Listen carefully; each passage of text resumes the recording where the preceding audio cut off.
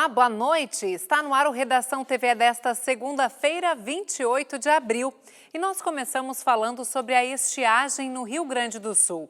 315 municípios gaúchos já notificaram situação de emergência à Defesa Civil por causa da falta de chuva.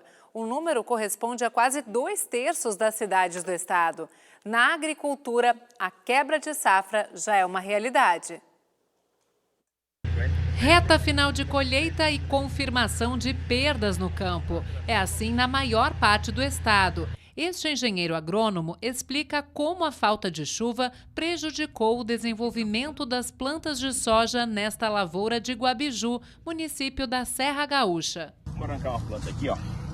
É o pequeno número de nós, 2, 4, 6, 7, 8 nós. Ela tem potencial para ter uns 16 nós na planta inteira. E o número pequeno de vagens e o porte de planta reduzida, ó. A planta pequena, ela pode crescer outro tanto assim. Aqui provavelmente vai dar metade do potencial de uma lavoura com chuva boa. Menos porque além do problema que ela tem aqui, quando você abre uma vagem, o grão, ela ficou com um grão pequeno ainda. Então o peso de 1000 grãos dela, ele ficou muito abaixo do que é o potencial que ela pode alcançar. Por isso, ele estima que, na média, os produtores de soja da região vão colher este ano menos da metade do esperado. Essa região que nós estamos aqui, que é Guabiju, Vila Maria, Amaral e tal, tem lavouras que mais ou menos estão fechando a média 28 por hectare, 30. Alguns cantos, que é a terra mais de várzea, assim, que tem um solo um pouco mais úmido, que tem mais água e tal, chega a 50, 55. E safra cheia seria quanto, para todo mundo entender? O ano passado eu tive o prazer de colher 70 por hectare na safra cheia. Este mapa da Defesa Civil mostra onde a estiagem foi mais forte. Todos os 315 municípios que aparecem em marrom já notificaram situação de emergência. As regiões Norte, Oeste e Central são as mais afetadas. Fomos da enchente histórica do ano passado para a falta de chuva, que, aliás, é um problema recorrente. Nos últimos 20 anos, o Rio Grande do Sul enfrentou 6 estiagens severas. A quebra na safra de soja deve passar dos 30%, segundo a estimativa da Emater, que é quem nos ajuda a entender melhor o impacto da escassez hídrica nas lavouras. Vamos conversar com o assessor especial da diretoria técnica da Emater, Célio Colli. Célio, seja muito bem-vindo mais uma vez aqui ao Redação TVE. Agora a gente já tem a colheita mais consolidada nessa reta final. Qual é o impacto, então, da estiagem sobre a safra de grãos 2024-2025? A gente tem números atualizados? Boa noite. Boa noite, Dalva. Boa noite a todos. Nós ainda estamos trabalhando com aquela estimativa que foi lançada na Expo Direto, de uma média geral, quando a gente está falando em 30% na média do estado. Depois, nós ainda estamos avançando para hoje na mais ou menos 80%, né, da área estimada com soja foi colhida. E tudo indica que a gente vai ter um pouco mais de perda, de redução em relação ao total. Como a gente está vendo, nós temos uma média de 30% no estado, só que nós vamos ter regiões, como você mostrou no mapa, né, na fronteira oeste, Missões, onde esse percentual é acima de 45%, né, e no outro extremo nós vamos ter um percentual, umas perdas menores.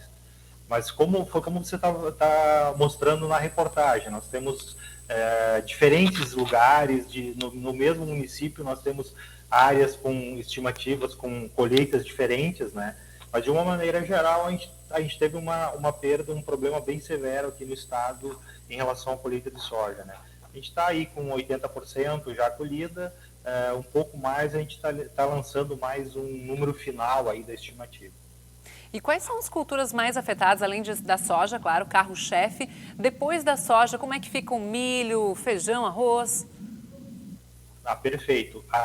O milho, grande parte da lavoura de milho já estava colhida, porque o plantio ele ocorre antes, né? Logo na saída da janela aí do inverno, o plantio acabou ocorrendo e a gente tem praticamente assim, de uma maneira geral, o milho teve uma perda menor.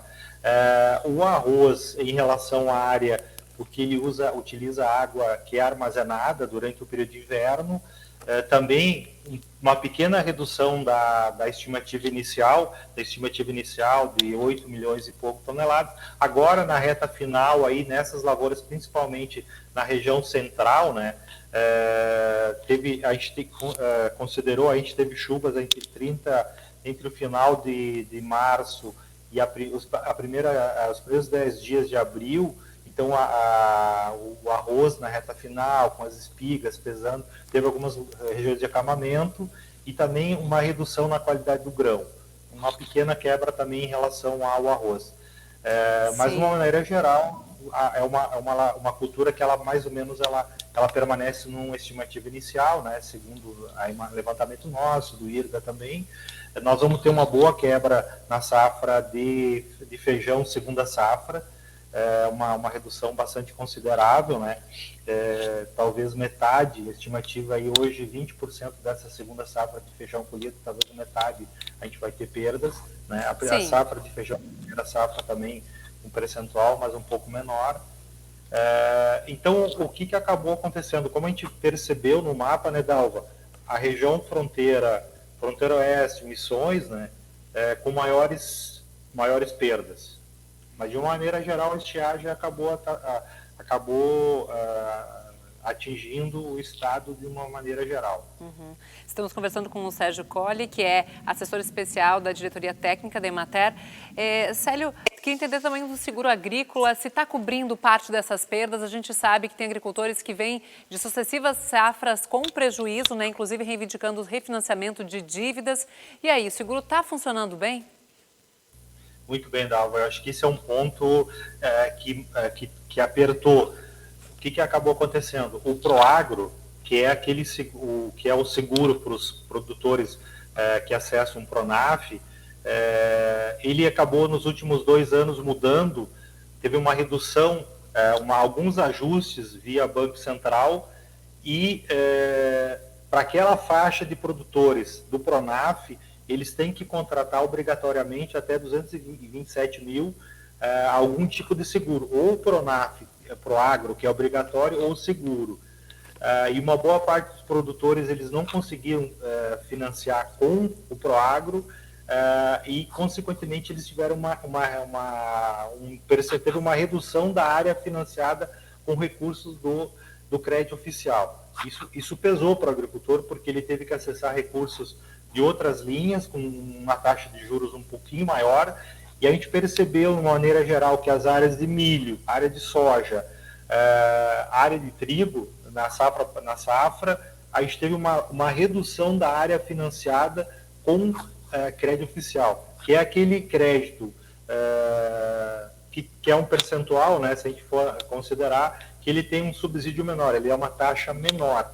Então, além desses problemas das perdas, né, de agricultores, que variou muito, né, Dalva, também uma boa parte dos produtores eles acessaram menos crédito oficial e tiveram menos nas suas lavouras amparadas, ou por Proagro ou por seguro. Porque essas taxas, tanto do Proagro, né, Dalva, como do seguro, o prêmio ficou mais caro. E aí muita gente acaba achando que não vale a pena realmente, dificuldades aí para quem trabalha no campo. Bom, esperamos que, pelo menos para a safra de inverno, as projeções sejam melhores. Agora que o Laninha oficialmente chegou ao fim, Laninha que está muito relacionado, né, à estiagem no Rio Grande do Sul. Mas por hora agradecemos muito a sua participação aqui no Redação TVE mais uma vez. Célio Colli, que é assessor especial da Diretoria Técnica da Emater. Obrigada e boa noite. Boa noite, Dalva, sempre à disposição. E seguimos com as informações do tempo. Nesta segunda-feira, o Rio Grande do Sul registrou a primeira temperatura negativa do ano. Foi em Pinheiro Machado, no sul, 0,5 grau abaixo de zero. E o frio vai continuar por alguns dias. Inclusive, amanhã tem chance de geada. Veja a previsão no mapa.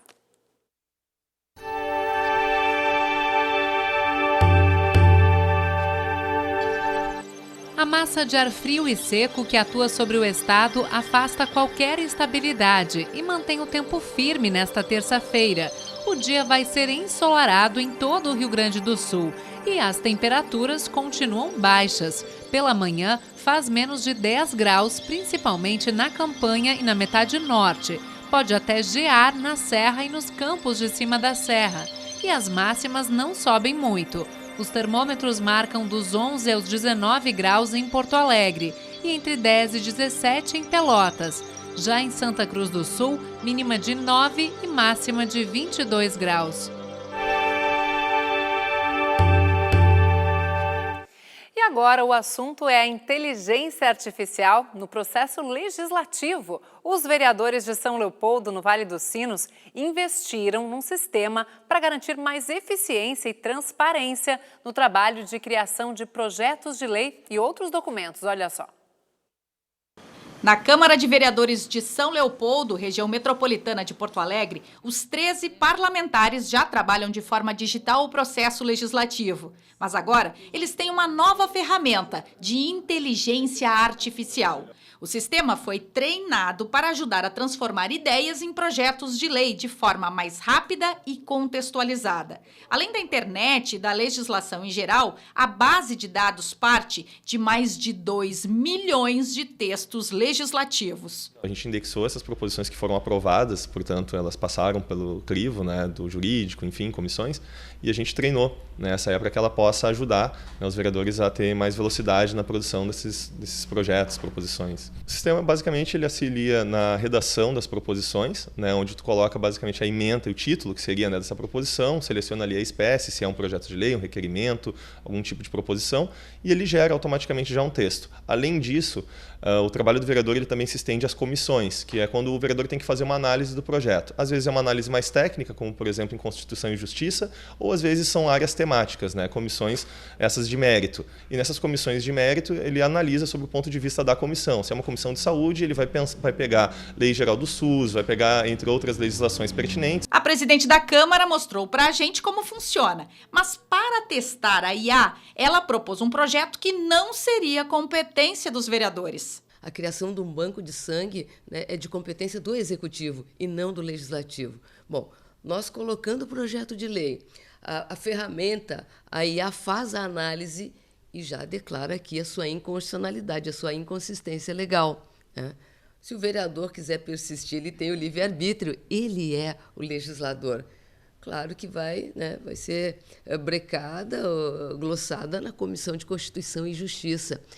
O projeto, este instrumento, ele não elide o trabalho do vereador, o trabalho das comissões, mas auxilia muito porque põe luz nas atividades, em todo o processo legislativo. Ou seja, o vereador continua tendo a prerrogativa da decisão sempre, mas ganha em tempo, em profundidade e ainda pode tornar o texto legal mais acessível. Ele tem a condição de dar uma transparência melhor para a população.